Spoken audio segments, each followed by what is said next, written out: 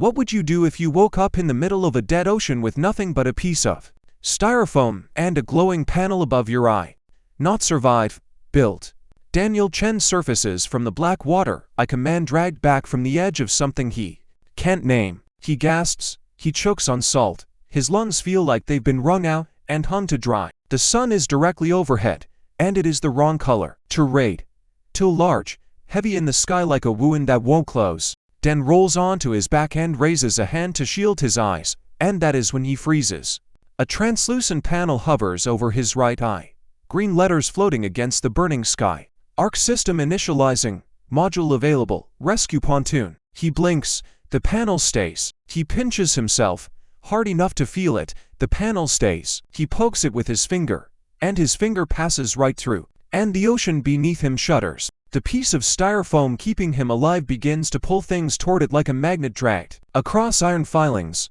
A floating bottle twitches and sticks, a bag follows, then a chunk of plastic, then a strip of planking. The seams fuse, the edges smooth over, the debris stops being debris. 1 meter of platform grows beneath his knees, then 2, then 3. 10 minutes later, Chen is no longer clinging to trash. He is kneeling on a smooth 6-meter pontoon with raised sides, and the panel above his eye reads, "Done." Now understand who this man is, because it matters. Dan is an offshore engineer. He designed platforms for a living. Structures meant to survive the ocean's worst moods. He knows what water does to steel, what current does to cable, what pressure does to a welt. He knows the ocean the way a surgeon knows anatomy. And this ocean is wrong. Too warm, too quiet, no seagulls, no dolphins. Not a single ship on the horizon. Dead water stretching to the edge of the world in every direction. He tries to remember his life. Long Beach, the night shift, a highway along the coast. Then darkness, and beyond the darkness, nothing. And now, a system above his eye that builds things out of junk, and an ocean that has never heard of California. He has no water, no food, no shade. He thinks of a canopy, and the panel sketches a diagram before the thought is fully formed. He gives a mental command. Yes. The pontoon hums, plastic rises from the water and arcs over a frame, and a shadow falls across his face. His brain, which had been running on fumes and adrenaline, finally kicks in, and at that exact moment, the panel flashes again. Object detected, for kilometers southeast, watercraft, emergency status. Someone out there is drowning, and Chen has no oars and no sail. The panel reads the problem before he finished thinking it. Module available, rowing unit. Too heavy or sprout from the sides of the pontoon, rough and functional and ready. Dan rows. His palms are raw within 5 minutes. His back is burning within 10. 3 kilometers, 2, 1.5.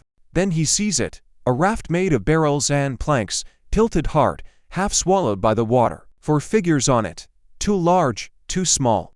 A man scooping water out with his bare hands. A woman pulling 2 children close to her chest. The barrels are sinking. They have an hour, maybe less. Dan pulls alongside and reaches out his hand, and the man grabs it. His palm is dry and hot as sandpaper, the palm of someone who has already said his goodbyes. Dan hauls him aboard, then his wife. Then a boy of about 6, then a girl of about 4. The girl doesn't cry. She looks at Dan with enormous dark eyes and says nothing at all. The woman gasps out one word, water. And that is where the engineer's heart breaks a little, because the desalination module is locked. The system level is too low, not a drop of fresh water available, and for dehydrated people are looking at him. Dan clenches his jaw and looks at the sun, at the plastic, at the ocean. He doesn't need the module, he needs physics. He tears off plastic with his hands, shapes a shallow container at the pontoon's edge, scoops seawater in, stretches plastic over the top, sets a pebble in the center to create a slope, holds half a bottle underneath, a solar still, built from garbage, powered by a red sun that shouldn't exist. An hour later, the first drops collect in the bottle. Dan hands it to the girl. She drinks. She blinks for the first time since he pulled her from the raft. The man's name is Carlos Lopez. His wife is Marta. The boy is Ricardo. The girl is Inez. They are rafters, free people of the open ocean. And their caravan was scattered by a storm 2 weeks ago. Carlos asks where Dan is from.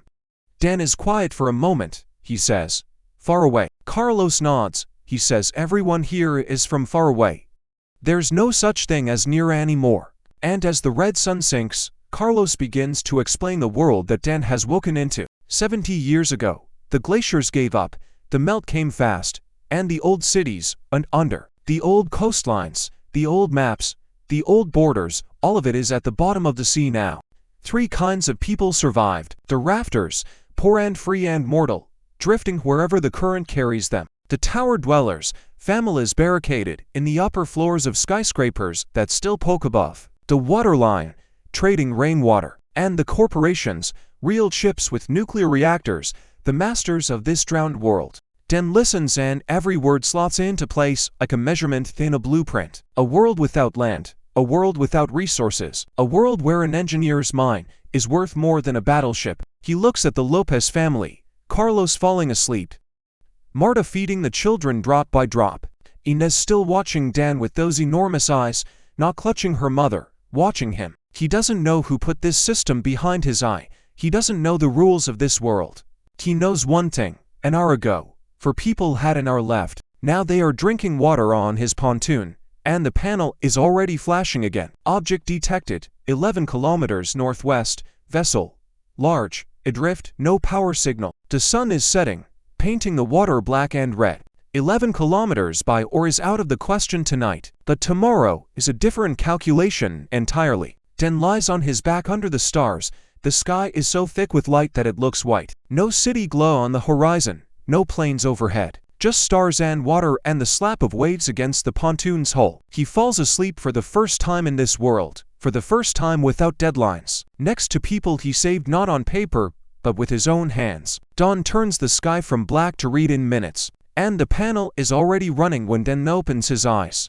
Ark system status: pontoon level 1, passengers, 4 of 4. Object to the northwest, distance 10.8 kilometers. The current pulled them closer overnight. The target is drifting toward them. Marta is already awake, sitting by the solar still, waiting. About 100 milliliters of water remain in the bottle. Not enough for 5 people, not close. Dan builds 3 more stills. The plastic is drawn from the water by the system and shaped in minutes. By mid-morning, 4 units are running. By sunset, they will yield about a liter between them. 200 milliliters per person. Not enough to thrive, enough to not die today. Carlos sits up and stares at the new stills for a long time, then he stares at Dan. He says he hasn't seen anything like this in 20 years on the water. He says Dan doesn't look like a raft builder, doesn't look like a tower dweller, definitely not a corporation man. Dan replies, "I'm an engineer." In this world, Carlos tells him, that word sounds like the word magician, but there is no magic in what Dan is planning next. There is only math and desperation and a panel showing propulsion module. Level 2. Pedal drive with propeller, required. 12 kilograms of hard plastic, 0.3 kilograms of metal. The plastic is everywhere, the metal is nowhere. Dan stands and scans the water, and there it is, the Lopez family's old raft. Drifting 100 meters out, its barrel's almost gone, but the planks are holding, and the planks had nails.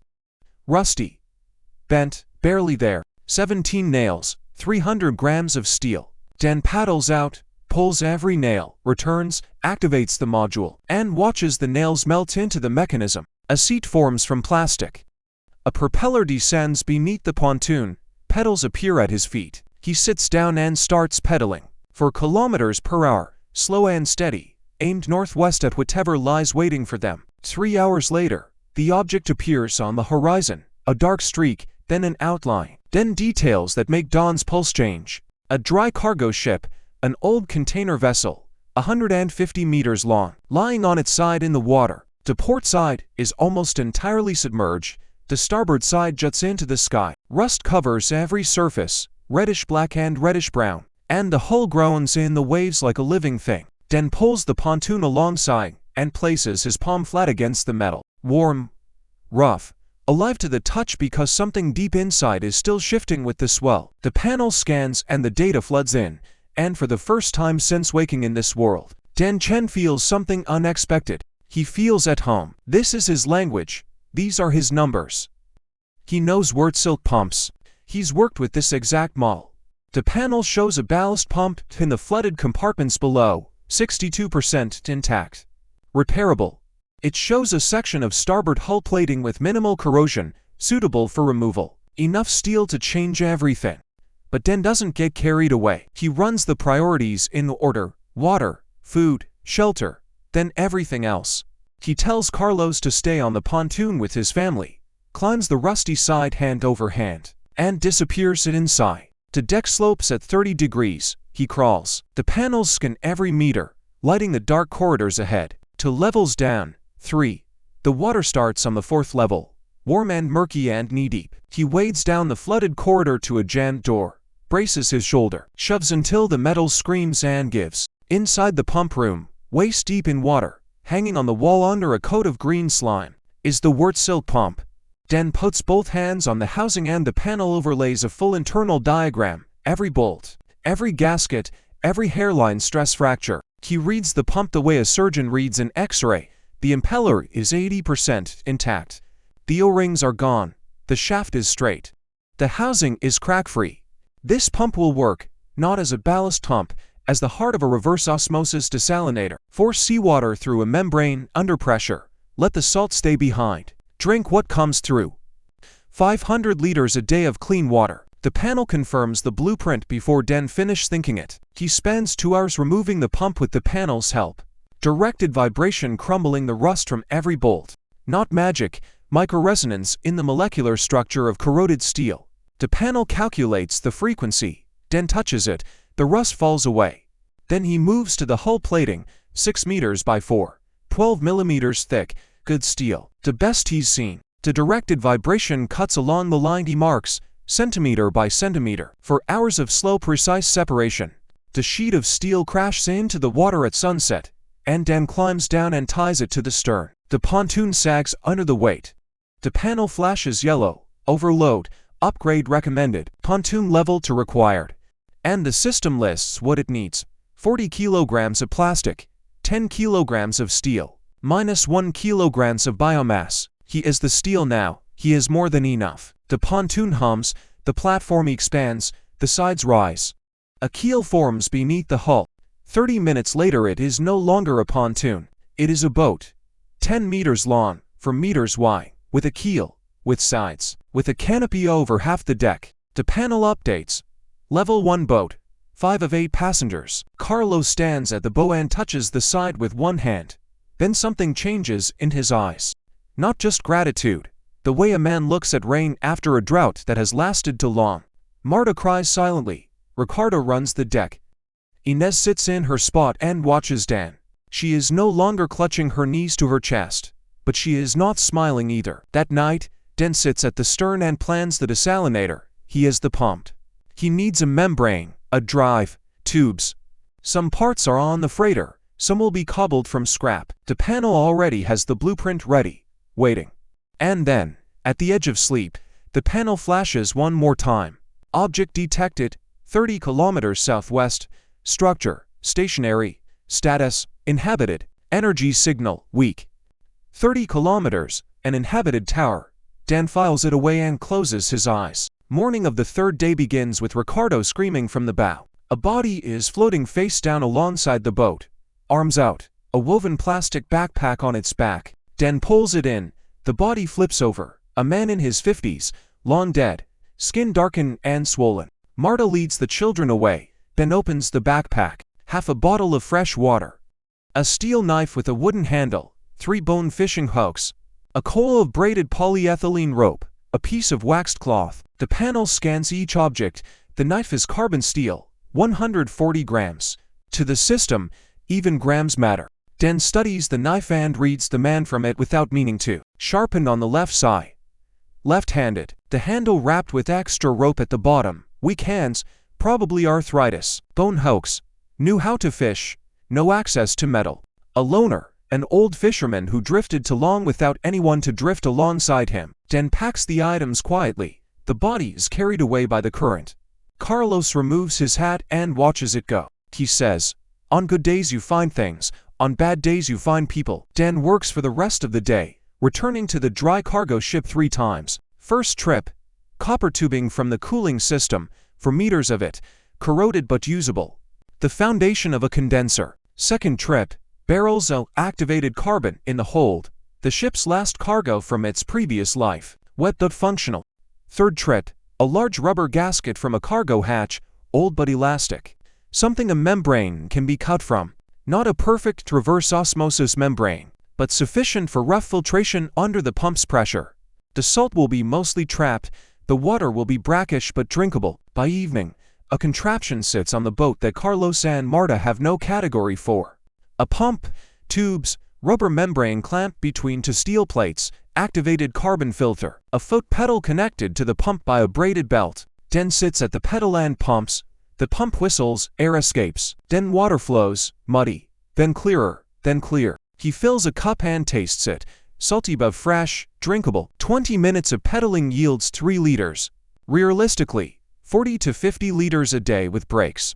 For 5 people, that is a luxury this world has not offered them in a very long time. Carlos tastes the water slowly, a sip at a time, and closes his eyes. And the expression on his face is something Dan will carry with him for the rest of his life in this world.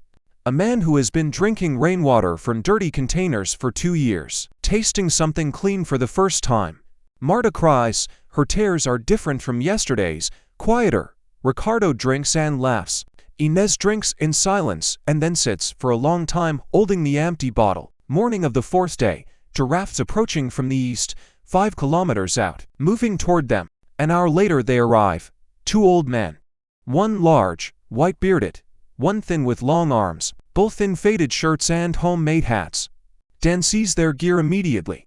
Metal hooks, bamboo rods, net made of braided line. These men have access to metal, not poor, not exactly. The white-bearded man introduces himself. Moon, just Moon. His partner, Swan. 40 years on the water between them. Moon looks at the desalinator for a long time, then at Dan, then back at the desalinator. He asks who built it. Dan says he did. Moon asks how.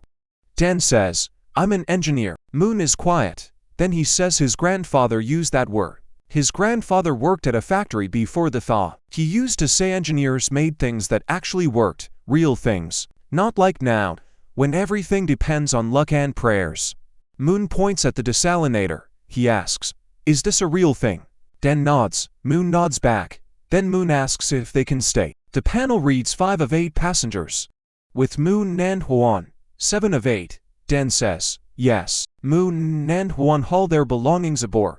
Fishing rods, nets, dried fish, a barrel of rainwater, and a small bag of 12 nails that Moon keeps as currency. 12 nails is a fortune for a rafter. Moon hands them to Dan without a word. He says that nails in the hands of someone who knows how to use them are worth more than nails in the pocket of someone who only trades them. Huang prepares the fish, and for the first time in 3 days there is real food on the boat.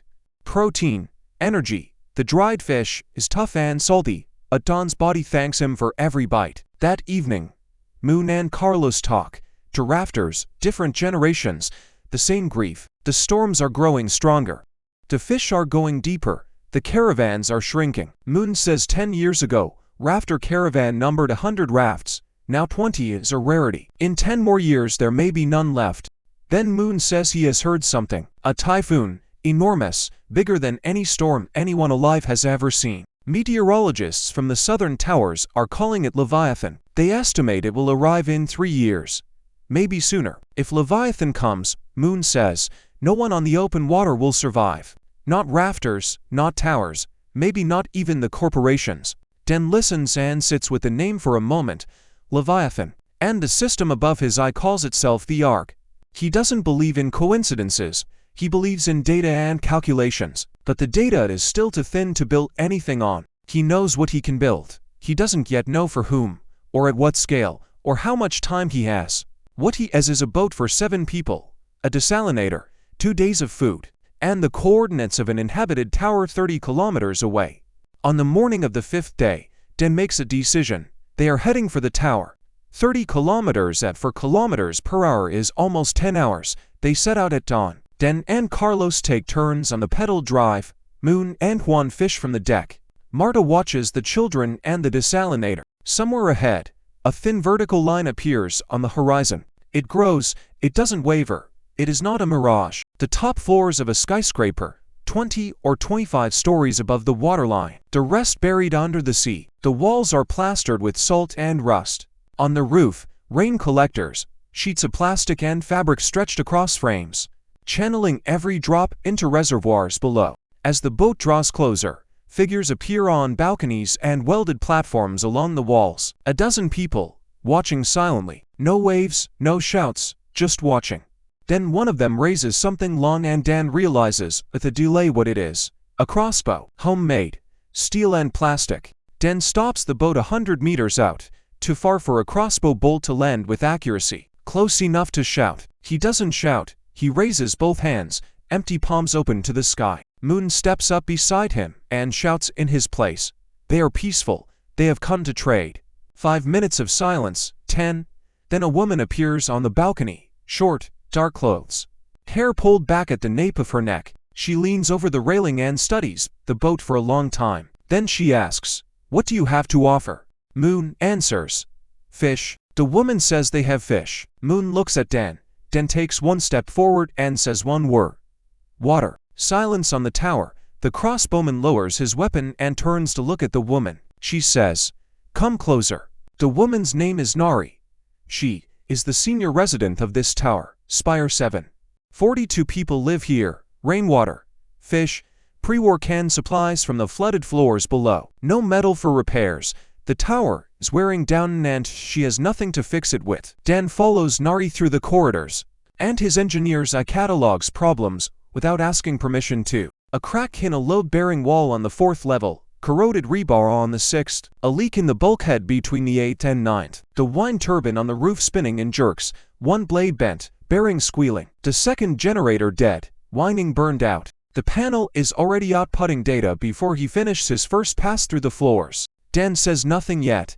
If he lists everything he sees all at once, Nari will think he's trying to frighten her into a bad deal. He needs to start with something visible, something that proves the words before the words mean anything. Nari leads him to the roof, where he can see everything.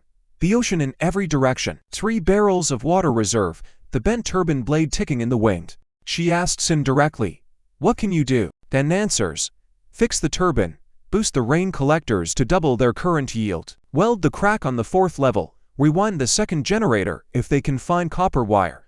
Nari's face doesn't move. Then she asks, "What do you want in return?" Dan says, "Metal, as much as they can give, and the right to come back." Nari leads him to the storeroom on the 12th level, a room crammed with steel scraps, rebar, pipes, bolts in a rusty bucket. About 200 kilograms of metal in various conditions. Their strategic reserve, hoarded for years, spent sparingly. Dan looks at that pile and sees 3 ships inside it. He tells Nari he'll start with the generator. Quickest fix, most visible proof. If the tower guard sees him doing instead of just talking, they'll believe him faster. He climbs to the roof and gets to work. The blade is bent 17 degrees. He removes it. He uses the concrete parapet as an anvil and a stone as a hammer, each blow calculated, each landing placed by the panel's guidance. The metal yields, the blade straightens. He packs a mixture of fish oil and plastic dust into the worn bearing, a temporary lubricant. It will hold for a month. He tightens the fasteners with a wrench from the warehouse. 3 hours of work on a bent blade and a dying bearing. The generator starts. The blades rotate smoothly. The hum becomes a steady, even tone. And on the 15th floor, a light bulb comes on. Dan can't see it from the roof, but Moon can. And Moon tells him the story later that night. A man named Kim, 67 years old, 20 years in this tower, 10 of them without electricity on his floor. He had stopped waiting for the light a long time ago. When it came on, he got up slowly and walked to it. He reached out his hand. He touched the glass. Warm, alive, real electric light. He stood there and stroked the bulb with one finger, silently, until someone called him to dinner. Dan works on the tower for 3 days. Both generators fixed, the crack on the 4th level sealed, the rain collectors rebuilt so not one drop is wasted. He assembles a shower from scraps of pipe and an old valve. One shower for the entire tower, cold, salt water from the ocean, but a shower. The first in 10 years for most of the residents. The first woman steps into the stall. The sound of water, then silence, then laughter, real, genuine laughter bouncing off the concrete walls. Nari stands beside Dan and says nothing. She is watching her people. Then she turns to him and says he can take as much metal as he can carry. Dan takes 100 kilograms, rebar, pipes, bolts. The panel counts it up. 100 kilograms of steel is the foundation for the next upgrade. Ark Level 0. Before the boat pulls away, Nari asks when he'll return. Den says in 2 weeks. She says there are 4 people on the tower who want to leave. Yawn, Strawn, feeling cramped. She have them ready. The panel updates as the tower shrinks behind them. A new line appears, cold and clear. Project available. Ark Zero, class schooner. Capacity, 30 people. Required, 400 kilograms of steel. 200 kilograms of high-density plastic, 50 kilograms of biomass, 100 kilograms of wood, 15 kilograms of copper. Energy equivalent to 120 hours of pedal power. Den has 100 kilograms of steel. He needs 300 more. He looks out at the ocean and asks a quiet question of it. Where are the next dry cargo ships? The answer is, back at the freighter, and there is still a lot of ship left to take. They return to the dry cargo ship and spend the next week dismantling it, section by section. Methodically, the panel calculates which parts of the structure can be removed without collapsing what remains. Like pulling cards from a house without bringing down the walls that hold the ceiling. Moon and Juan help. Carlos helps. His hands used to hard labor without complaint. Marta manages the water and watches the children. Ricardo helps Juan with fishing. Inez sits beside Dan wherever he works and watches him. She still does not speak, but she is always there. On the 3rd day of dismantling, Dan finds something he was not looking for. Hold number 4. Partially flooded, but the upper section is dry, and there are boxes stacked inside. 23 of them. Labeled in Korean. The panel translates. Solar panels, silicon, pre-war model, 23 boxes, 4 panels each. 92 solar panels. Dan stands in the dim hold and his hands begin to shake. Not from fatigue, from the math taking shape in his head. 92 panels, each producing 300 watts at peak. 27 kilowatts of total power. Not pedaling, not wind. The sun, of which this world has a surplus. 27 kilowatts is a desalinator producing not 50 but 500 liters a day. It is a forge, it is a welder, it is light at night. It is everything. They work for 2 days hauling boxes through the flooded corridors. Heavy, wet, dangerous. Carlos slips on the stairs and nearly falls into the lower decks. Moon catches him by the arm. They pull out 89 panels. 3 boxes are too deep. The water has risen past reach. 89 panels, 26.7 kilowatts, enough. Den lays the first 8 panels on the boat's deck and connects them to the system. The panel flashes new data. Tower supply activated. Solar generation. Current output, 2.4 kilowatts. Modules now available. Desalination unit, level 2, automatic, capacity 200 liters per day. Welding module, level 1. Navigation module, level 1. Den activates the desalinator. The boat hums. A compact unit forms at the stern. A quiet electric hum. The pump pushes water through the membrane. No pedals, no effort. Just the sun doing the work. Moon approaches the desalinator and stands still, listening to it work. He says the sound it makes is the most beautiful thing he has heard in 40 years on the water. By the end of the 2nd week, they have 230 kilograms of steel. Still 170 short. 3 more days of dismantling the remaining sections, and they reach 420 kilograms. More than the target, a reserve for processing losses. The plastic is available everywhere. Biomass is algae, growing on any surface within days. Wood is the problem. The only source is debris from old rafts and furniture that sometimes drifts past. In 2 weeks they've gathered 60 kilograms. They need 100. Den decides to start construction with what they have. The system allows phased building. Hull first, mast and deck planking second. He picks a spot near the dry cargo ship and lays the steel sheets out on the water. The panel displays the blueprint. A schooner hull, 18 meters long, 5.5 meters wide, 1.4 meters of draft. Double bottom, for watertight compartments. Keel from rebar, frames from bent steel strips. Plating from sheet steel reinforced with plastic composite. Not a beautiful ship, a working ship. Like an industrial trawler, built to be resilient in a world that tests resilience without asking permission. Den activates construction. The boat vibrates. Dozens of indicators light up on the panel. The steel sheets begin to move. They bend along the blueprint's lines. The rebar melts and fuses into the frame. Power flows from the solar panels. The process is slow. Steel is heavy and stubborn, and every seam requires time. The panel shows 1%, 2, 3. Estimated time to complete 72 hours, 3 days. Den cannot sit and watch. He monitors every weld, adjusts, and the metal drifts from the plan. Catches mistakes before they become problems. The system is powerful, but not perfect.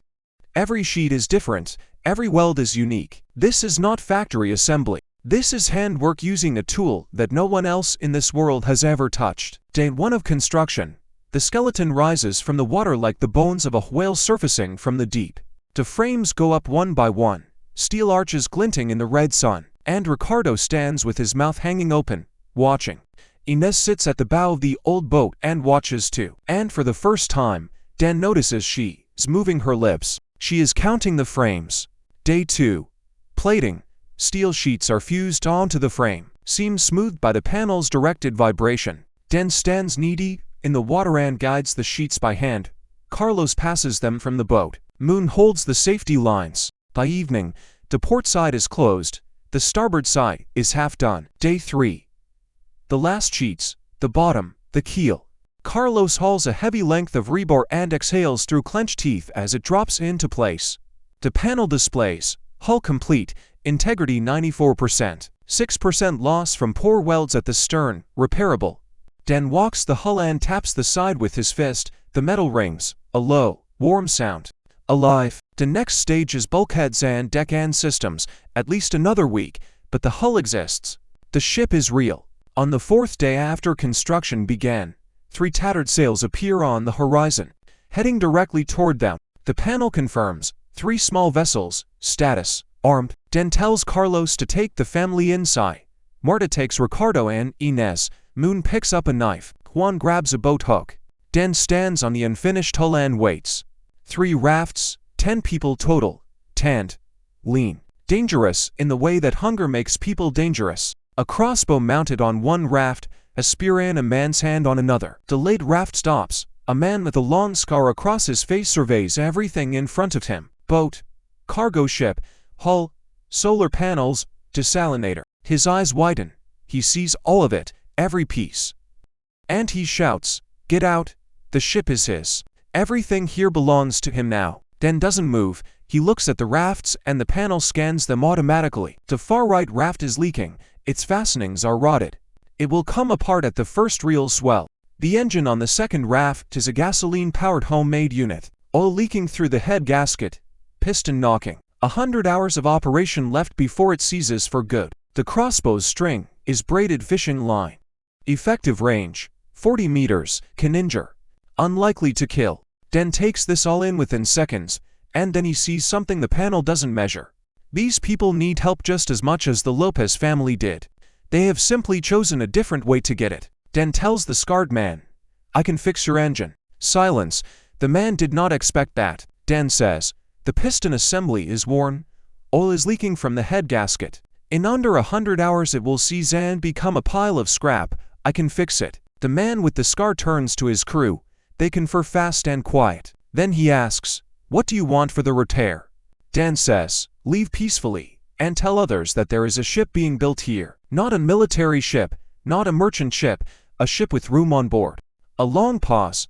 Then the scarred raft pulls alongside, and Dan climbs down to the engine. The panel shows every detail. 2-stroke, assembled from parts of 3 different engines.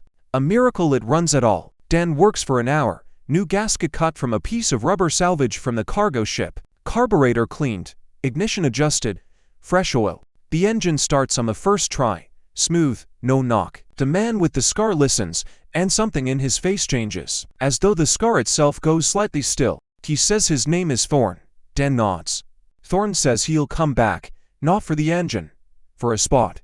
Dan says there will be a spot. 3 rafts sail away. The sails shrink to dots on the horizon. Moon lowers his knife. Juan exhales. Carlos steps out from below with the children. Dan watches them go and understands something about what just happened. He didn't fight. He didn't threaten. He didn't pay. He offered what he had in abundance: knowledge, skill, time. And he got back what he needed most: peace. Construction continues. A week on the interior bulkheads and the deck. Moon finds 40 kilograms of wood in drifting debris, planks from a wrecked raft. Still not enough for a mast but getting closer. The desalinator runs around the clock. Water is no longer a problem. Food is still a problem. Fish and seaweed provide protein but not enough vitamins. And the body remembers what it lacks. Dan is thinking about hydroponics. Activated carbon as substrate. Closed-loop irrigation. Fertilizer from recycled waste. The panel displays the module. Level 1, for square meters, greens in 2 weeks.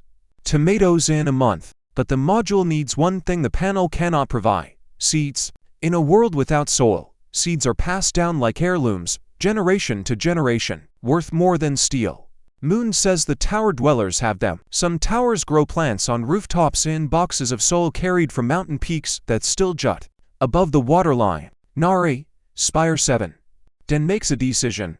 Go back to Nari early. Not in 2 weeks, but now, and not empty-handed. He will bring her a solar panel. 300 watts, for a tower with failing generators that is light on every floor. Maybe an electric stove. 1 panel for a handful of seeds. Nari will agree. Den leaves Carlos, Moon, and Juan at the construction site and takes the boat alone. 30 kilometers, 7 hours of pedaling, arriving at Spire 7 at sunset. The crossbowman recognizes him and lowers the weapon before Dan can raise his hands. Nari meets him on the landing and sees the solar panel, and her eyes go wide. Her grandfather told her about these black plates that catch the sun and turn it into lightning. Dan explains how to connect it. Nari listens, then she asks what he wants. Dan says, seeds. She leads him to the 20th level. 2 guards with crossbows stand at the door of her room, and Nari nods, and they step aside. Inside, boxes of dark earth, real earth. It smells of life. Green stalks are growing in the boxes, onions, garlic, something like spinach. And on a shelf, small bags labeled in neat handwriting: rice, wheat, beans, peppers, tomatoes, zucchini, carrots. Nari takes 5 bags: tomatoes, beans, spinach, onions, peppers. She places them in Dawn's hands. 5 small bags, together they weigh less than 50 grams. And they are worth more than all the steel on the boat. But Nari has one more thing for him tonight. She leads him to the top deck, to a small room where a young woman sits by a window. Papers spread across the table in front of her. Handwritten charts, graphs, current maps covering every surface. Nari introduces her. Kim So-yeon, oceanographer. Arrived 6 months ago, the sole survivor from her research vessel. So-yeon looks up at Dan. Her gaze is attentive and assessing, not hostile. More the way a scientist looks at data she has not yet categorized. She says she has heard about an engineer who fixes things. She says she has been collecting ocean temperature and salinity data for 3 years. And she says, the typhoon everyone calls Leviathan will not arrive in 3 years. It will arrive in 2, maybe a year and a half. Her data doesn't lie. The ocean is warming faster than anyone is predicting. Dan looks at her graphs. The panel scans each page. The data loads, processes, then confirms. The So-yeon model is correct. Leviathan, estimated arrival, 22 months, plus or minus 3. Dan sits down. His legs suddenly feel very heavy. 22 months, not 3 years, not 2. 22 months to build something that can withstand a storm as tall as a skyscraper. With these hands, covered in rust cuts and calluses and sunburn, he has built a pontoon, a boat, and the skeleton of a schooner. In 3 weeks. So-yeon says she wants to help. Her knowledge of currents and ecosystems will be useful. She cannot sit in this tower and wait for the storm to arrive for her. The panel updates. Passenger available. So-yeon. Oceanography. Marine biology. Compatibility with the Ark project. Hi. Dan says yes, without hesitating. So-yeon gathers everything she has into one backpack. Papers, homemade instruments, 3 books on marine biology she rescued from her ship. Nari sees them off on the platform. She takes So-yeon's hands and says something quiet. So-yeon nods. The boat pulls away from the tower. To people now who understand the scale of what needs to be built, they travel in silence. Words are not needed yet. Work is. The schooner Ark Zero is launched on the 28th day. 18 meters of steel and plastic, a mast of welded pipes, sails of sewn polyethylene reinforced with braided fishing line. Not beautiful, functional. The wine fills the sail and the schooner moves, slowly, heavily, like someone getting up after a long illness. But it moves. Den stands on the deck and feels a hull respond to each wave, a gentle, live rocking. The bulkheads creak but hold. The seams do not leak. The keel cuts the water cleanly. The panel reads green across all systems, 8 passengers of 30. So Yeon is already at the stern with her charts, pointing southwest. She says to warm currents meet there. More fish, more debris, more rafters. If Dan wants to find people, he needs to go where they are. Dan agrees. Moon takes the helm. The schooner turns. The first 3 days pass quietly. So Yeon measures the water temperature every hour and records it in her notebook with the precision of a surgeon using a scalpel. Dan builds the hydroponic module on the lower deck. Plastic trays, tubes, a small motor salvage from the cargo ship, activated charcoal substrate, and the 5 bags of seeds. He plants tomatoes and beans in the first trays, spinach and onions in the second, peppers in the third. He waters them with filtered water mixed with ground fish bones and seaweed, homemade fertilizer. The panel calculates the ratios. 3 days later, the first bean sprout breaks through the substrate, green, thin, fragile as a promise. Inez finds it first. She comes to the lower deck and stands in front of the tray. She looks at the sprout for a long time. Then she turns to Dan, who is working behind her. And for the first time since the day he pulled the Lopez family out of the water, she opens her mouth and uses it. She says one word, quiet and hoarse from the long silence, alive. Dan freezes. Marta, standing in the doorway behind her daughter, freezes. Then Marta drops to her knees and covers her mouth with her hand. Dan sits down beside Inez. He says, yes, alive, and in a month there will be tomatoes here. Inez nods. She says nothing more that day. But she nodded, and she spoke. On the 4th day after setting sail, the panel lights up. Multiple objects, southwest, 20 kilometers. Vessels, more than 20. Status, mixed. A rafter caravan. So Yeon was right. 5 hours later they catch up. 26 rafts tied together in a long chain, drifting with the current, about 150 people, tanned, thin, children and elderly and women with infants and men gripping homemade weapons, drifting wherever the water carries them. When the schooner approaches, the caravan stops. 150 pairs of eyes find the steel hull, the solar panels on the roof, the awning, the people on deck who look not like ghosts but like living human beings. The leader paddles over on his raft, a large man, 50-something, sunburned, steady eyes. His name is Bravis. He asks if they have water. Dan says yes, 200 liters a day. Bravis is quiet. Then he says their children are dying. 3 in the last week. Dehydration. The caravan has no desalinator. It rained 2 weeks ago. Their stored water ran out 3 days ago. They are diluting seawater with rainwater and drinking it, which is destroying their kidneys slowly and without mercy. Dan does not hesitate. He cranks the desalinator to full capacity and starts filling every container they can bring. Bottles, canisters, barrels. 200 liters for 150 people is less than 1.5 liters each. Not enough, but yesterday there was nothing. Bravis stands on the schooner's deck and watches water pour from the desalination tube. Clear, pure. He lifts a canister, drinks, closes his eyes, opens them. His eyes are wet. He says in 20 years of caravan life, he has been offered gold, weapons, tower spots, and women. No one ever offered just water. Dan replies, water isn't just water. Water is everything. Bravis asks what Dan wants in return. Dan says he is building a ship, a big one, then bigger still. He needs people willing to work, not soldiers, not slaves, workers. Bravis thinks for a long time. Then he says there are young ones in the caravan who want to leave. Strong ones who feel cramped on the rafts and want something other than drifting. He will send them. The schooner stays near the caravan for 3 days. Dan makes water, repairs a leaking raft, reties a broken rope, treats an infected wound on a woman's hand with a seaweed ointment that So-yeon formulates from memory. The fever subsides in a day. The woman smiles. On the 4th day Bravis sends 11 people aboard. 6 men, 4 women, 1 teenager. They climb onto the schooner and look around at the steel walls, the roof, the floor that does not sway like a raft, the solar panels, the hydroponic trays with their thin green sprouts. One woman touches the hull with her palm and strokes the metal. She says the last time she touched steel she was 5 years old and her grandfather showed her a car sticking out of the floodwater. The panel updates. 19 passengers of 30. The schooner sits lower. The desalinator is now running at its limit. 200 liters for 19 people. Enough.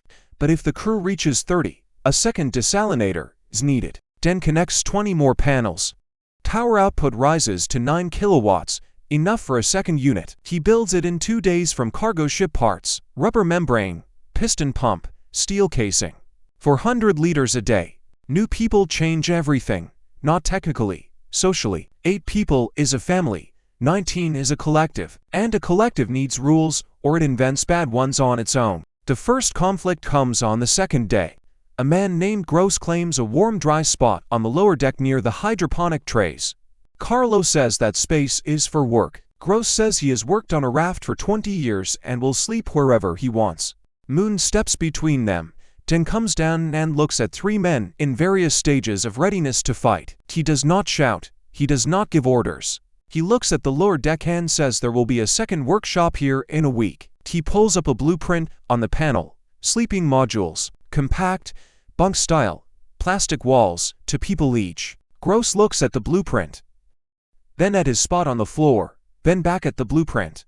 Partitions, personal space. He has not slept behind a partition in 20 years. Gross stands up and asks how he can help. The conflict collapses without a fight, but then remembers, people do not fight over territory. They fight over dignity. Gross did not want the spot. He wanted someone to acknowledge that he deserved one. Den builds the sleeping modules over 3 days. Plastic from the water, frames from thin steel rods, partitions, shelves for belongings, hooks for clothes. Small things, but small things that say, this is yours. You are not a guest, you live here. When the modules are finished, people choose spots quietly, without argument. Carlos and Marta take the corner one with the children. Moon and Juan take the next. Gross takes the one at the edge of the hall. He grumbles that he can hear the water, but he puts his things on the shelf and spends a long time arranging them, settling in. So Yeon takes the module nearest the stern, closest to her instruments. She is working every day without rest, measurements, calculations, current models. She begins to draw a map on the back of a steel sheet, scratch lines recording what she knows. Every current with its speed and temperature, every zone where salinity shifts, every tower location named by the caravan rafters, storm cycles, safe passages.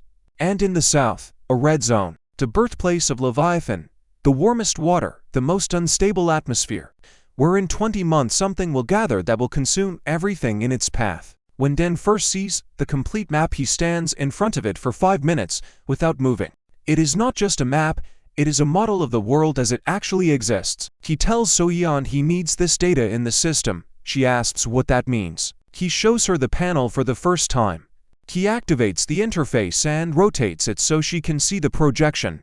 Green lines on the wall, blueprints, structural diagrams, data streams. So-yeon looks at it in silence for a long time. Then she asks where it came from. Den says, I don't know. I woke up with it. She nods. She is a scientist. She does not ask how it is possible. She asks what it can do. Den explains, projection, materialization from blueprints when raw materials are available, structural analysis, optimization. So-yeon tilts her head slightly, the first non-controlled gesture he has seen from her. She says, if the system can process data, I want to upload my measurements, 3 years of observations, if the system can handle them. Den takes her notebooks. The panel scans them page by page, an hour of processing. Then the result, a 3-dimensional model of the ocean within a 2,000-kilometer radius. Currents like colored rivers, temperature layers like the floors of a building. And in the center of the southern zone, a red vortex, the embryo of Leviathan, already forming, already turning. So-yeon looks at the model and her hands tremble for the first time since Dan has known her. 3 years she collected this data in notebooks, calculated by hand, graphed with a pencil, and now it has taken shape. Alive, dimensional, real. She says quietly that the model is beautiful. Dan says it is frightening. So-yeon smiles, the corners of her lips only. She says beautiful and frightening are the same thing if you are a scientist. Dan remembers that smile. A week passes. The schooner moves along the route So-yeon calculated from the currents. conserving energy by riding the water instead of fighting it. She reads the ocean the way Dan reads blueprints. He knows how to build. She knows where to sail. They are already beginning to work the way two instruments in the same hand work. On the 10th day, a lone raft drifts alongside the schooner. On it, a young woman, unconscious, sunburned. Her left arm wrapped in filthy rags soaked through with dry blood. Moon lifts her aboard. Dan gives her water. So Yeon cleans the wound. A deep cut from elbow to wrist. Inflamed. Dangerous. They have no doctor. So Yeon does what she can. The woman regains consciousness by evening. She opens her eyes. Gray, sharp, angry in the way that only the very alive can be angry. The first thing she does is try to stand. She falls. She tries again. Moon holds her by the shoulders and she breaks free. Then she sees the bottle of fresh water. She freezes. She takes it and drinks for a long time, greedily. Then she looks around at the steel walls, the roof, the people, and asks whose ship this is. Dan says, "My." She laughs, a short, sharp sound. She says he has a lousy schooner. Then her eyes roll back and she loses consciousness again. Her name is Ashley Morgan, 24 years old. Former speedboat pilot for the Poseidon Maritime Corporation. She ran 3 weeks ago, stole a fast boat. Poseidon found her in 2 days. A chase, a shootout. Her boat took a hit. She transferred to a barrel raft, cut her hand on torn metal in the transfer, and drifted alone for 3 weeks with nothing to eat and nothing to drink. That she is alive is not a miracle, it is stubbornness in its purest form. Ashley recovers fast and asks questions faster. Who are they? Where did the steel come from? Why hydroponics? How many people? Where are they going? Dan answers briefly. With each answer Ashley's eyes sharpen a degree. She says there is nothing like this on Poseidon. Their ships have nuclear icebreakers, real guns, real power, but no food that grows and no water that makes itself. She says the schooner is small and ugly, but it has things the icebreakers don't. Food that grows, water that makes itself, a place that belongs to everyone. 3 days later Dan asks her to take the helm. The schooner enters a crosswind zone and the waves rise and Moon cannot manage it. Strong arms, but reflexes that 20 years slower than they need to be. Ashley takes the wheel and the schooner levels out in seconds. Her movements are sharp and precise and she feels the water through the hull the way So Yeon feels the currents through her data. The wind dies an hour later. Ashley lets go of the wheel and says nothing. But she does not move to leave it either. Second month. 23 people on board. A 2-masted ship with a smithy and 2 desalinators and hydroponics and a laboratory that So Yeon uses every hour she is not sleeping. 3 more people have joined over the past week. A lone fisherman named Theo. An elderly couple named Gon and Myra. Every new person is a mouth to feed and hands to keep busy. And Dan begins to organize the work not as a boss but as a coordinator. He sees who is what and assigns accordingly. Theo catches fish and teaches others. Con, steady-handed despite his age, cuts plastic for repairs. Myra weaves nets with fingers that move faster than Moon's by a factor of 4. Even Gross, who was sleeping on the floor 2 weeks ago, now stands on deck every day with a gaff, pulling debris from the water and sorting it. Hard plastic to dang, soft to recycling. Membrane grade set aside. He does this with the seriousness of a man who has finally found his calling. In the 3rd week of the 2nd month, So Yeon's map leads them to an anomaly.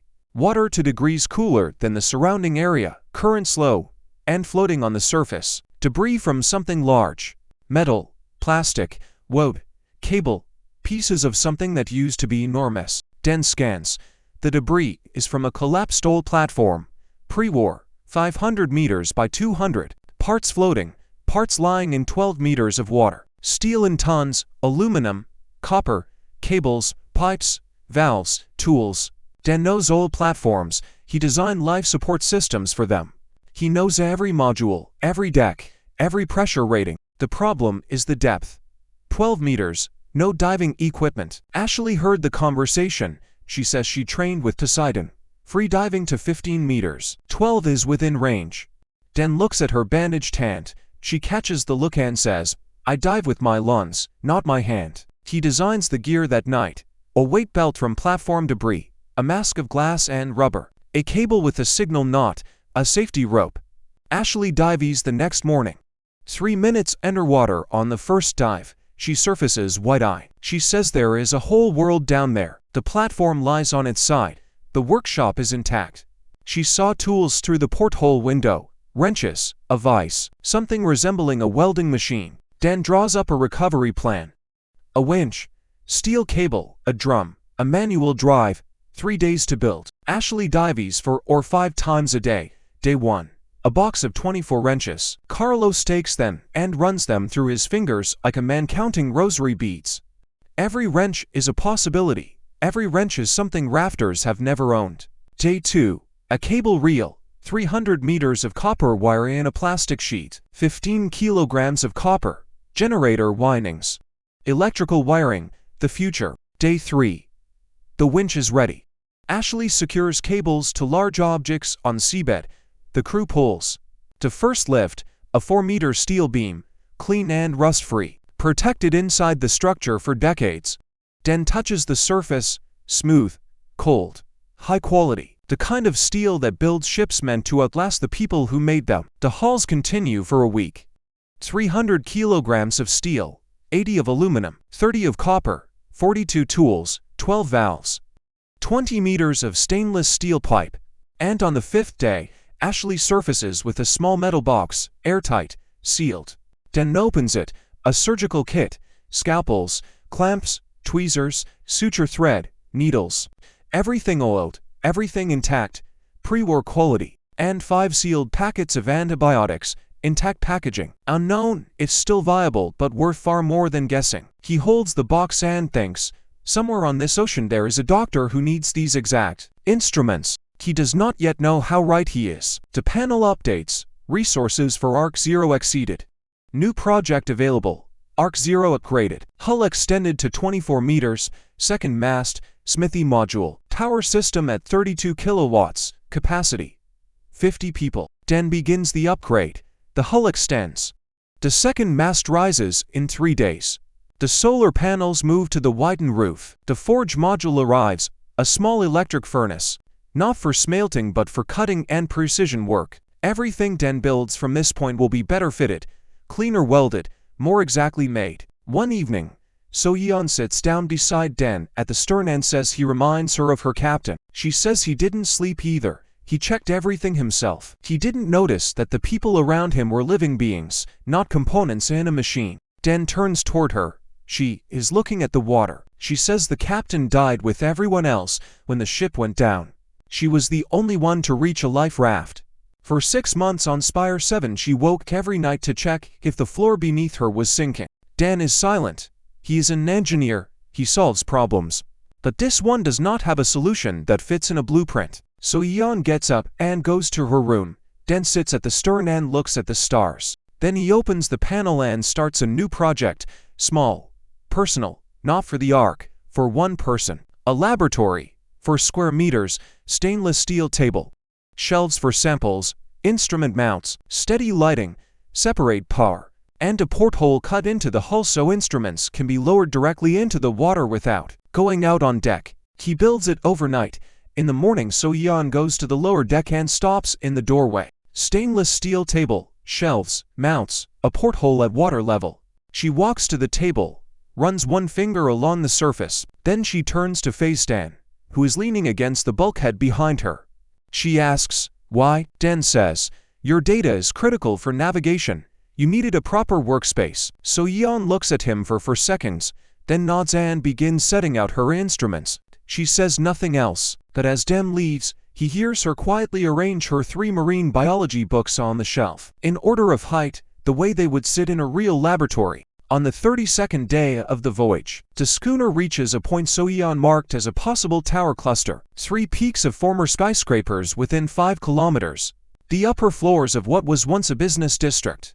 From a kilometer away Dan can see cables and walkways stretching between them, rain collectors on every roof, platforms and balconies covering the walls, people moving between the towers against long branches, a city on stilts. The panel estimates the population at 300 people. The reaction is different from Spire 7's, not 1 crossbowman but 5. And before Dan can speak, a warning shot, a bolt plunging into the water 10 meters ahead of the bow. Dan stops the ship. The group on the central balcony is armed. Crossbows, spears, and one man holding something that resembles a homemade rifle. The man at the front has gray hair and a straight backhand, the bearing of someone who has made hard decisions for a long time without flinching. He introduces himself. Elder Pak, head of the cluster. Negotiations last half a day. Tak is a careful man who gives little and asks for much. And Dan does not haggle. He makes one offer. A solar panel for 20 kilograms of steel and seats. Wind turbine repairs in exchange for access to the flooded lower floors. Desalinated water. No strings attached. Tak does not believe the water. He asks what the catch is. Dan says there is no catch. He is building a ship. He needs allies. And in 20 months a storm will come that will destroy all 3 of these towers. Tak has heard of Leviathan. He is skeptical. He has heard predictions before. Dan suggests he talk to So-yeon. So-yeon arrives with her graphs, her numbers, her 3-dimensional model projected by the panel onto the conference room wall. She speaks for 30 minutes, without emotion, only facts, only figures. Tak listens without interrupting. When she finishes, he asks one question. What does she propose? She says, evacuation. Not now, in a year, when the Ark is large enough to hold all 300 of this cluster. Tak says he needs time to decide, but he says they can stay. Dan stays for 3 days, repairs to dead generators, installs a solar panel. The tower dwellers watch it like a miracle. A black plate on the roof that gives steady light when the wind stops. On the 2nd day, Pak sends his daughter to observe. 19 years old. Glasses with wire frames racked in thread at 3 points. She introduces herself as Park Hae-won. She speaks 4 languages, learned from books retrieved from flooded library shelves. She dived for herself. She asks 10 questions, precise, systematic, covering the desalinator, the solar system, the resource requirements, the construction methodology. An hour later she tells him she understands the ship, not as a collection of parts, as a system. Water purification feeds hydroponics. Hydroponics feeds the people. People maintain the systems. Systems sustain the ship. Ship protects the people. A closed loop, like an ecosystem. Dan looks at her and sees for the first time someone who understands the project as a single, unified whole, not a pile of clever inventions. He says, yes, that is exactly it. Hae-won nods. Then she says she wants to stay on the ship. Not as a guest, as crew. Dan asks about her father. She says her father sent her here precisely for this purpose. Half hostage, half diplomat, if she is on board. Pak knows what is happening, and Dan knows Pak will not attack. Dan understands the calculation, tower politics, played with a person as the piece. But he looks in her eyes and sees something that does not fit the role she has been given. Fatigue. Not from lack of sleep, fatigue from being used for your entire life. He says, welcome aboard. Hae-won nods. Her shoulders drop by 1 millimeter.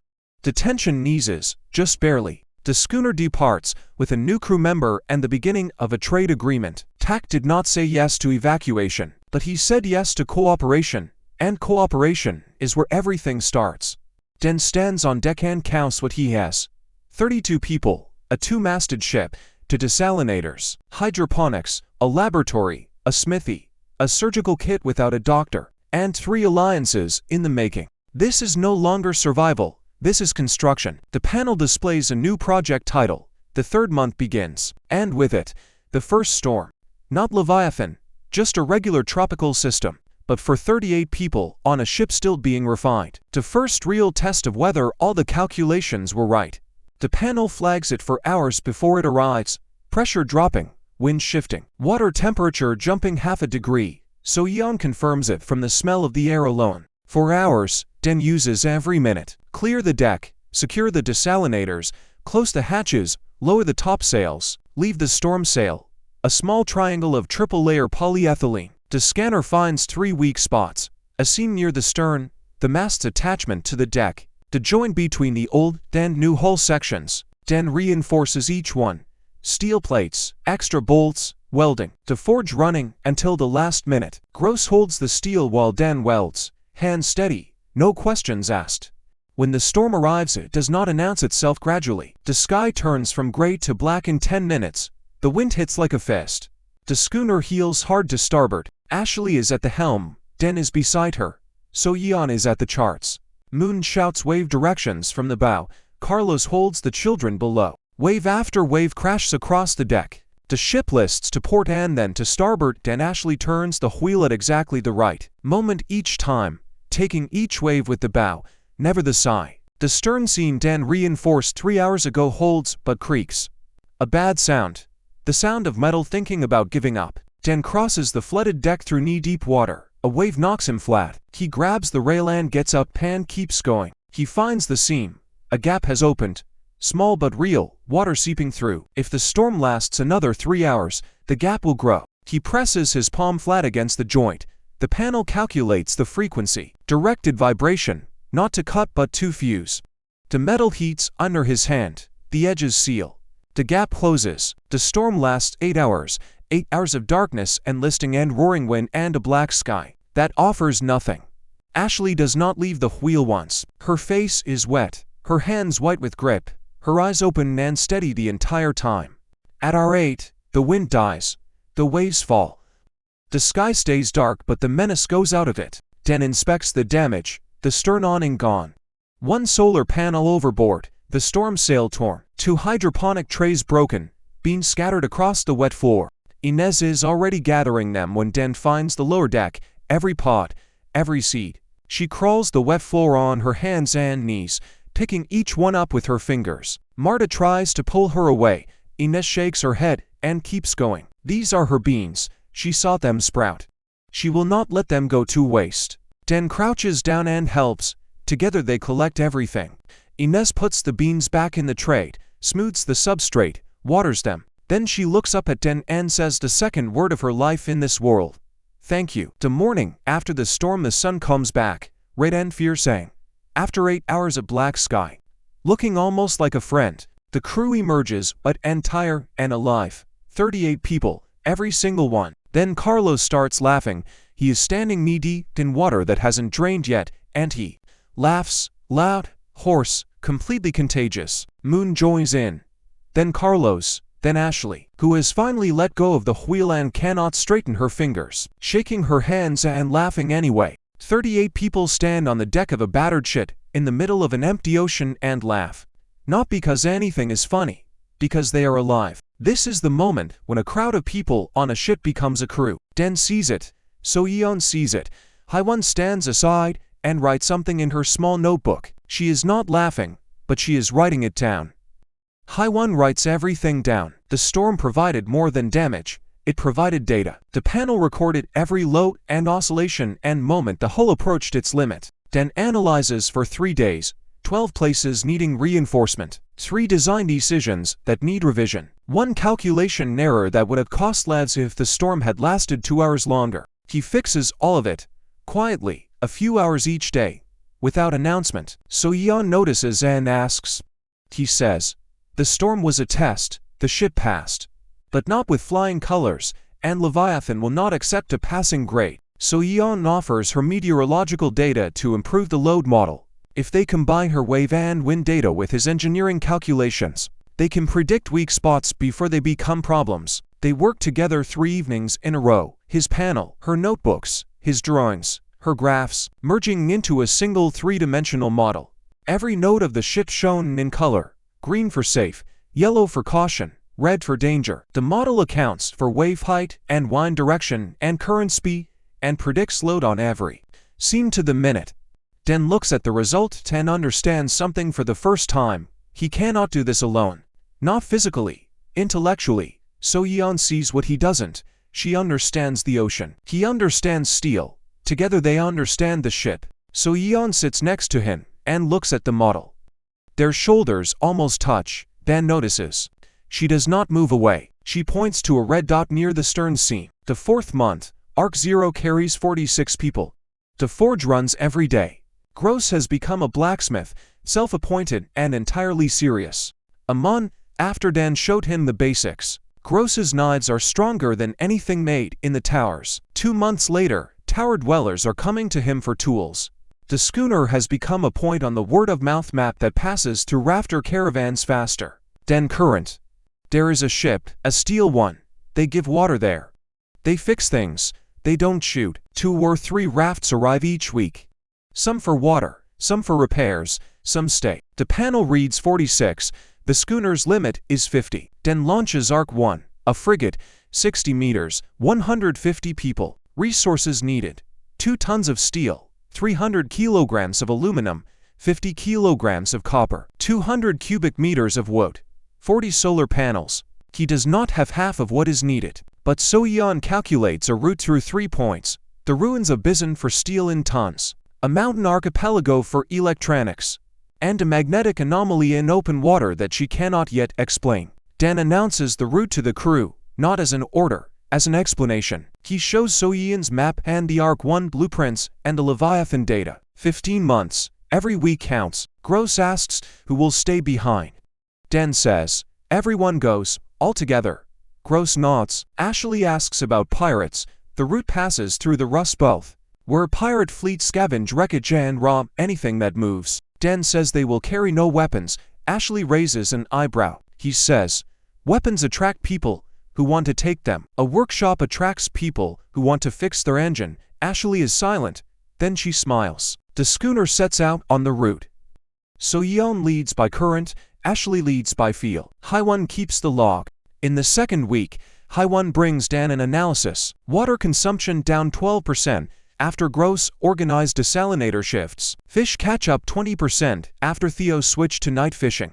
3 newcomers not working, 2 sick, 1 not willing. Dan asks who the unwilling one is. Haiwon gives the name, Rom. A big man sitting at the stern every day, staring into the water, tying knots and untying them. Dan goes and sits beside him. Silent for 5 minutes, then 10, then he looks at the knots. Bowline, figure 8, constrictor, each one perfect, professional, textbook nautical. Dan says, I need a rigger, someone who knows cable. Ark 1 will have standing steel rigging and every knot must hold 1 ton. Rom looks up for the first time, and in his eyes Dan sees neither laziness nor anger, emptiness. The emptiness of someone who has lost someone and has not yet found a reason to stop tying knots, just because his hands remember the work. Dan doesn't ask who he lost. He sets a length of thick steel cable next to Rom. You cannot tie that freehand. It needs tools and strength and purpose. Rom looks at the cable, then he picks it up. A week later, he produces the first perfect steel sling for the winch. A week after that, he is teaching others. On the 6th day of the voyage, the schooner enters the Rust Belt, water murky with rust. Hundreds of shipwrecks stretching across the surface like the ruins of a drowned civilization. Resources everywhere. Danger everywhere. Pirate sails on the horizon. 5, then 10, then more. The first encounter is peaceful. A single raft, a woman with a child asking for water. Dan gives it. She leaves. The second is not. 3 armed rafts within 100 meters, demanding the solar panels off the roof. Ashley stands beside Dan and whispers, the far left raft is a Poseidon scout. She recognizes the binoculars, corporate issue, officers only, and the man holding them is looking not at the schooner, but at Ashley. He recognized her. The rafts leave fast and without a word. Ashley stands on the deck and her face goes pale. She says Poseidon now knows where they are, and she is with them. And they have a steel ship with solar panels and a desalination system. That information will reach Captain Marcus Hall of the icebreaker Leviathan within a week. Dan asks what Hall will do. Ashley says, reconnaissance first. Then an offer. Then an ultimatum. Then gunboats. Hall does not tolerate competition. Dan says they have 1 week. 1 week to gather enough resources for Ark 1 and get out of the Rust Belt and start construction. The schooner accelerates. So Yeon cuts the route to 2 points, Bizen and the anomaly. The Philippines are dropped, no time. The magnetic anomaly waits in open water, and still. So Yeon confirms the coordinates. The anchor drops, the panel scans the seabed. Depth, 30 meters, a structure below. The panel processes for 3 full minutes. Then it displays the number, 900 meters. Dan reads it again, 900 meters. A structure 900 meters long at 30 meters depth. So Yeon says, impossible. The largest aircraft carriers never exceeded 400 meters. The panel continues. Structure class, unknown. Material, steel, titanium alloys, composite polymers. Energy signature detected. Sleep mode, Arc system. Compatibility, confirmed. Compatibility confirmed. His system recognizes what is on the seabed. A new line appears. Object identify. Project Noah. Central core. Status. Mothballed, awaiting activation. Time since mothballing, 71 years. Someone built this, someone hid it, someone was waiting for the right moment. Den shows the data to the people he trusts. So-yeon, Ashley, Haiwon, Moon, Carlos. Ashley whistles, Haiwon takes notes. Moon shakes his head and says the world holds surprises for those who know how to dive deep enough. Den says, not now, 30 meters, 900 meters of structure, 200,000 tons of mass. To raise it they need infrastructure they do not have. Hundreds of people, pontoons, compressors, winches, power. But they know it exists, and they know where. The coordinates are saved. So-yeon marks a red circle on her steel map and labels it, the Central Core. The schooner departs over the sleeping giant of steel and titanium and heads for Bizen. Former Bizen, mountains rising out of the sea, green with actual trees. The first greenery most of the crew has ever seen in their lives. Ricardo shouts and points. Inez stands at the bow and watches. Her lips move. She is counting the trees. In the bay below, a sunken port. Dock cranes jutting from the water like the skeletons of enormous animals. Building rooftops visible through the clear patches. Den sets priorities. Steel beams from the dock structures, chains, copper cable from the port infrastructure, and if they are lucky, an engine. Ashley dives deeper here than she has ever dived before. 15 meters, then 18. Building stamina every day. Den constructs her a proper weight vest with precisely calculated buoyancy. Molded plastic fins. A waterproof headlamp upon a small solar cell. In 2 weeks in Bizen, a haul up 3 tons of steel. 200 kilograms of copper, dock chains, an industrial winch, and an electric motor, 80 kilowatts, windings intact, bearings replaceable, 80 kilowatts of propulsion without wind, without pedaling, without luck. Construction of Ark 1 begins in the protected waters of Bizen Bay. Resources at their feet and real wood on the mountain slopes above them. The men sing while they cut timber. Den hears Gross bellowing a rafter song and the whole crew joins in, and the sound carries across the water. 2 months of construction. Ark 1 rises from the bay, 60 meters of steel and wood, 3 decks, 2 masts, electric motor at the stern, smithy and workshop, and medical bay and So-yeon's doubled laboratory and a 20 square meter hydroponic farm and a desalination system producing 1,000 liters a day. And people, 120 of them, arriving by ones and twos and dozens, drawn by the same word-of-mouth current that carries everything in this world. Among them, Jessica Riley, a surgeon, the only one for 1,000 miles. She arrived with 2 patients she hadn't finished treating and inspected the medical bay and said the instruments were good and the workspace was not. Den asked what she needed. She listed it. He built every item she named, every centimeter and every lumen exactly as she specified. Because in an operating room every detail is someone's life. The operating room was ready in 6 weeks.